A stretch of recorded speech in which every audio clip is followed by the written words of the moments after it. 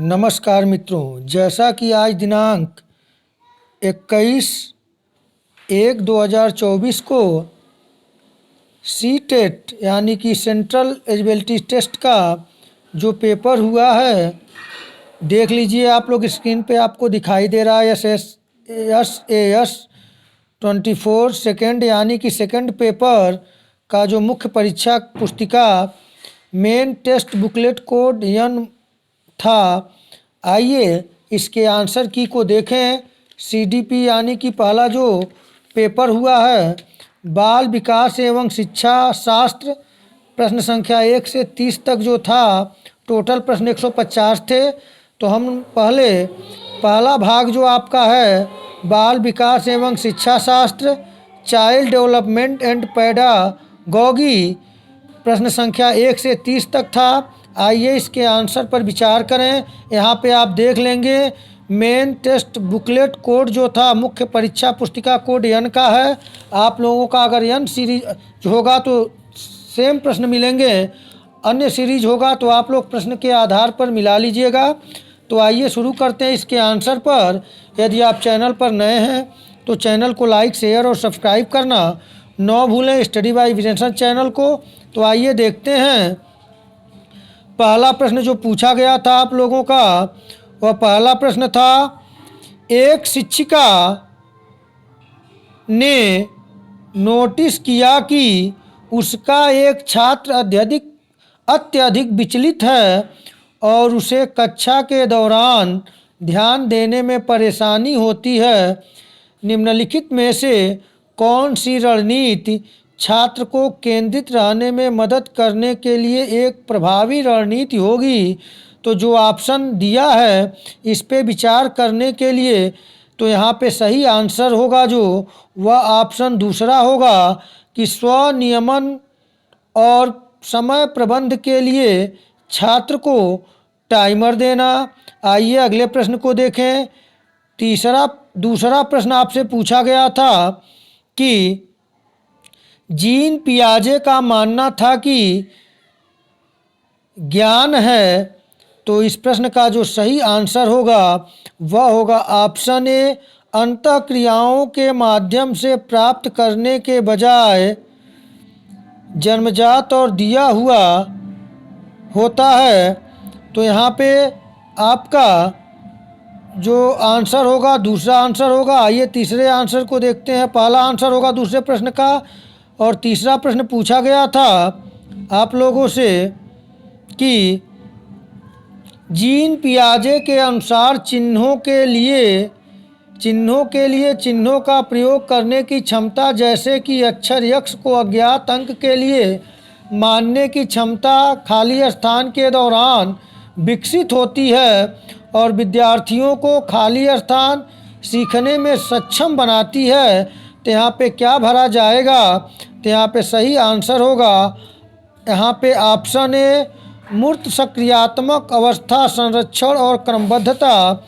आइए अगले प्रश्न को देखें। चौथा प्रश्न आपसे पूछा गया था, अभिकथन और कारण दिया हुआ था। तो यहाँ पे पूछा गया था, वास्तविक जीवन की समस्याओं और मूर्त अनुभवों से सीखने से बच्चों को अधिगम और जानकारी प्राप्त करने के लिए कई रास्ते मिलते हैं। और ऑप्शन जो दिया हुआ आर कारण दिया हुआ है, विकास अपेक्षाकृत व्यवस्थित और अनुक्रमिक है। तो इस प्रश्न का जो सही आंसर होगा वह होगा ऑप्शन डी, ए और आर दोनों सही है और ए आर की सही व्याख्या करता है। आइए अगले प्रश्न को देखें। पांचवा प्रश्न आपसे पूछा गया था, निम्नलिखित में से कौन प्रगतिशील शिक्षा में शिक्षक की भूमिका का सबसे अच्छा वर्णन करता है? तो इस प्रश्न का सही आंसर है ऑप्शन ए, शिक्षक बच्चों को प्रयोग करने के लिए विविध सामग्री प्रदान करता है और आवश्यकता पड़ने पर आलंबन प्रदान करता है। तो पांचवें का ऑप्शन ए सही है। आइए अगले प्रश्न को देखें। छठा नंबर प्रश्न पूछा गया था, निम्नलिखित में से कौन सा समाजीकरण की प्रक्रिया की विशेषताएं हैं? तो इस प्रश्न का सही आंसर होगा जो वह होगा ऑप्शन दूसरा, BCD समाजीकरण एक जटिल प्रक्रिया है, सही है। यह एक बहुआमी प्रक्रिया, ये भी सही है। यह विभिन्न संस्कृतियों में विशिष्ट रूप से होती है, तो ये भी सही है। यानी ये गलत है यहाँ पे कि ये एक रेखीय प्रक्रिया, ऐसा नहीं है। तो इस प्रश्न का सही आंसर होगा छठा का दूसरा, बी सी डी। अगले प्रश्न को देखें। प्रश्न संख्या 7 पूछा गया था आप लोगों से, निम्नलिखित में से कौन एक समावेशी कक्षा का उदाहरण नहीं है? तो इस प्रश्न का सही आंसर है ऑप्शन तीसरा, प्रतिस्पर्धी लोकाचार को प्रोत्साहन करना। ये समावेशी शिक्षा का उद्देश्य नहीं है, उदाहरण नहीं है। आइए अगले प्रश्न को देखें। प्रश्न संख्या 8 आपसे पूछा गया था, वह कोई उद्देश्यात्मक निश्चित क्षण नहीं होता जब कोई बच्चा मध्य बाल्यावस्था या किशोरावस्था में प्रवेश करता है। यह अभिकथन है और कारण दिया हुआ है। विकास प्रकृति में निरंतर होता रहता है। तो इस प्रश्न का सही आंसर हो अगर जाए हम तो ऑप्शन 4 होगा। ए और आर दोनों सही है और ए की आर सही व्याख्या करता है। आइए अगले प्रश्न को देखें। 5वां प्रश्न बड़ा आसान प्रश्न था। कोहलबर्ग ने के नैतिक विकास की किस अवस्था में बच्चों का तर्क कानून की नैतिकता के इर्द गिर्द घूमता है? तो इस प्रश्न का सही आंसर है ऑप्शन ए, पारंपरिक नैतिकता। प्रश्न संख्या 10 पूछा गया था आप लोगों से, वैगोत्स्की के अनुसार संज्ञानात्मक विकास को सुगम बनाने में शिक्षक की क्या भूमिका होती है? तो इस प्रश्न का जो सही आंसर होगा वह होगा ऑप्शन पहला, आलंबन के माध्यम से छात्र के सीखने का मार्गदर्शन और समर्थन करना। आइए अगले प्रश्न को देखें। प्रश्न संख्या 11 पूछा गया था, अभिकथन ए और कारण आर वाला प्रश्न था, अधिक पूछा गया, यानी कि आपके प्रेजेंट ऑफ माइंड और सोच विचार एनालिसिस पे अधिक प्रश्न थे। और यह सीटेट की यही खासियत है कि ऐसे प्रश्न बनाया जाता है जो आपको रटने पर नहीं समझने पर जोर देता है, यानी कि आपके समझ को विकसित करने पर। यानी कि अगर आपके अंदर समझ विकसित होगी तभी तो आप उसको अपने दैनिक जीवन में प्रयोग कर समाज का उत्थान और आप राष्ट्र को एक चरित्रवान युवा प्रदान करेंगे। तो आपका 11 नंबर प्रश्न है, शिक्षकों को निरंतर अपने स्वयं के रूढ़िवादिता और पूर्वाग्रहों पर चिंतन करना चाहिए। कारण है आर, सांस्कृतिक रूप से उत्तरदायी शिक्षण का अर्थ है कि शिक्षक चिंतनशील हो। ये तो बड़ा आसान था। इस प्रश्न का सही आंसर होगा ऑप्शन चौथा, ए और आर दोनों सही है। ए की आर सही व्याख्या करता है। आइए अगले प्रश्न को देखें। 12 नंबर प्रश्न पूछा गया था आप लोगों से, किशोरावस्था से संबंधित प्रश्न था। प्रश्न 12 था, किशोरावस्था के बारे में निम्नलिखित में से कौन सा कथन सही नहीं है? तो इस प्रश्न का जो सही आंसर होगा वह होगा ऑप्शन 4, यानी कि किशोरावस्था एक सामाजिक रचना है, ऐसा नहीं है। आइए अगले प्रश्न को देखें। प्रश्न संख्या 13 पूछा गया था, कोहलबर्ग के नैतिक विकास के सिद्धांत को कैरोल गिलिगन की आलोचना का केंद्रीय तर्क है। तो इस प्रश्न का सही आंसर होगा ऑप्शन 4, देखभाल की नैतिकता और नारीवादी दृष्टिकोण। प्रश्न संख्या 14 पूछा गया था, ये भी अभिकथन और कारण आर वाला प्रश्न था। छात्रों के अच्छा प्रदर्शन करने और स्कूल में बने रहने की अधिक संभावना है यदि उनको अपने स्कूल से भावात्मक लगाव है और वे मानते हैं कि उनका होना मायने रखता है। कारण आर दिया हुआ है, भावनाएं सीखने में महत्वपूर्ण भूमिका निभाती है। तो ये तो बड़ा आसान प्रश्न था। ऑप्शन 4 इसका आंसर होगा। ए और आर दोनों सही है और ए की आर सही व्याख्या करता है। आइए अगले प्रश्न को देखें। प्रश्न संख्या 15 आप लोगों से पूछा गया था, निम्नलिखित में से कौन सा संरचनावादी अधिगम सिद्धांत का मूल सिद्धांत है? तो इस प्रश्न का सही आंसर होगा ऑप्शन दूसरा, छात्र अपने पर्यावरण के साथ सक्रिय संलग्नता के माध्यम से अपने ज्ञान का निर्माण करते हैं। आइए अगले प्रश्न को देखें। 16 नंबर प्रश्न पूछा गया था, कि सुजाता नृत्य प्रतियोगिता में केवल इसलिए उत्सुकता से भाग लेती है क्योंकि वह नकद का प्रथम पुरस्कार जीतने में रुचि रखती है। सुजाता कैसी प्रेरित है? तो इस प्रश्न का सही आंसर होगा ऑप्शन पहला, बाहरी रूप से प्रेरित है क्योंकि वह सिर्फ नगद पुरस्कार के लिए ही रुचि रखती है, इसलिए वह बाहरी रूप से प्रेरित है। आइए अगले प्रश्न को देखें। प्रश्न संख्या 17 पूछा गया था, एक माध्यमिक स्कूल शिक्षक छात्रों को संकल्पनाओं और वास्तविक दुनिया के अनुप्रयोगों के बीच संबंध बनाने में मदद करने, सार्थक सीखने को सक्षम बनाता है। निम्नलिखित में से कौन सी गतिविधि एक उपयुक्त शैक्षिक रणनीति होगी? तो इस प्रश्न का सही आंसर जो होगा वह होगा ऑप्शन तीसरा, थर्ड ऑप्शन, छात्रों को छोटे समूहों में वर्तमान मुद्दे पर शोध करने दें और अपने निष्कर्ष कक्षा में प्रस्तुत करें। आइए अगले प्रश्न को देखें। अगला प्रश्न जो है प्रश्न संख्या 18 जो पूछा गया था, यह एन सीरीज है। आप लोग देखते जाएं, यहाँ पे एन सीरीज दिखाई दे रहा है। यहाँ पे देखें कि प्रश्न संख्या आपका 18 जो पूछा गया था वह था रचनात्मक मूल्यांकन के लिए कार्य की प्रगति को दर्शाते पोर्टफोलियो एक प्रभावी प्रणाली है, क्योंकि इस प्रश्न का जो सही आंसर होगा वह होगा आपका 18 नंबर का थर्ड ए, यानी कि वे मूल्यांकन की प्रक्रिया में छात्रों को शामिल करते हैं, सही है। और बी ऑप्शन, वे व्यक्तिगत छात्रों की प्रगति के बारे में अंतर्दृष्टि प्रदान करते हैं, ये भी सही है। वे मुख्य रूप से अंतिम उत्पाद की प्रस्तुति पर ध्यान केंद्रित करते हैं, गलत है। वे छात्र अधिगम के ठोस सबूत पेश करते हैं, तो यहाँ पे डी सही है, यानी कि ए, बी और डी। तो यहाँ पे तीसरा ऑप्शन सही 18 नंबर का।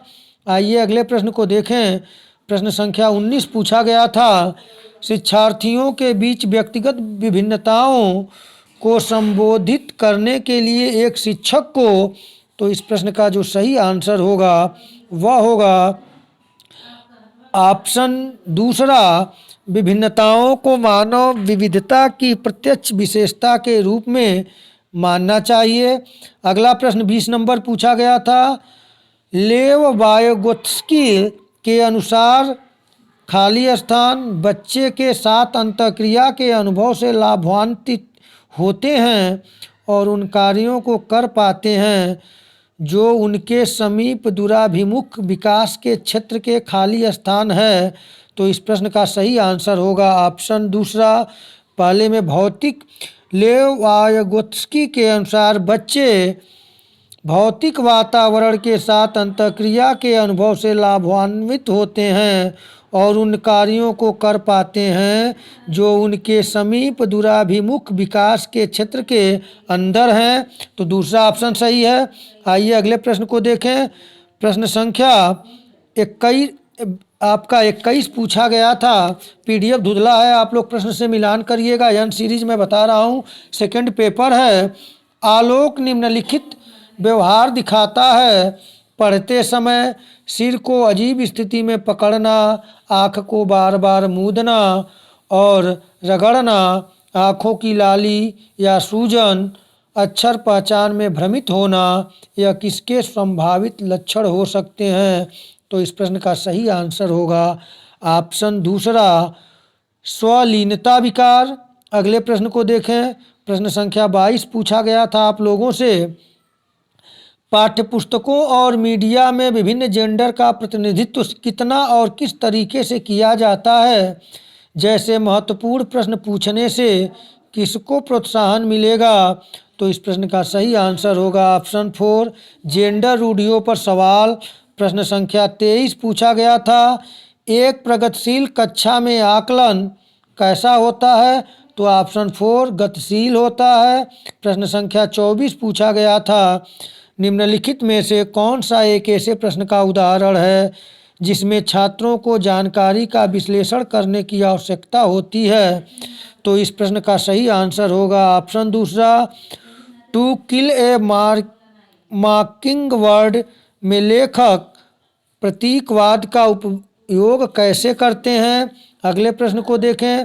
प्रश्न संख्या आपका जो पूछा गया था 25 नंबर, वह पूछा गया था एक बच्चा किसी कार्य को करने में जितना कम सक्षम होता है, शिक्षकों को उतने ही अधिक संकेत व इशारे देनी चाहिए, और जैसे जैसे बच्चा अधिक से अधिक कर सकता है, शिक्षक को कम से कम मदद करनी चाहिए। तो इस प्रश्न का सही आंसर है ऑप्शन 4, ए और आर दोनों सही है, और ए आर की सही व्याख्या करता है। प्रश्न संख्या आपका 26 नंबर पूछा गया था, निम्न में से कौन सा एक महारत लक्ष्य अभिन्यास का वर्णन करता है? तो इस प्रश्न का सही आंसर है ऑप्शन ए, किसी कार्य के लिए अपनी कौशल और समझ को सुधारने पर ध्यान देना। प्रश्न संख्या 27 आपसे पूछा गया था कि निम्नलिखित में से कौन सी प्रक्रिया वातावरण से प्राप्त जानकारी के अर्थ निर्माण और इसे स्मृति में आगे संग्रहित करने के लिए आवश्यक है? तो इस प्रश्न का आंसर बड़ा आसान था, ऑप्शन 4 ध्यान देना, अटेंशन। आइए अगले प्रश्न को देखें। प्रश्न संख्या 28 पूछा गया था आप लोगों से, एक समावेशी कक्षा में सीखने के लक्ष्यों, शैक्षणिक रणनीतियों के साथ साथ आकलन में अनुकूलन किया जाना चाहिए, यह अभिकथन था और कारण आर दिया है। समावेशन का दर्शन शैक्षणिक दृष्टिकोण और मूल्यांकन के माध्यम से सभी व्यक्तिगत मतभेदों को समाप्त करने की वकालत करता है।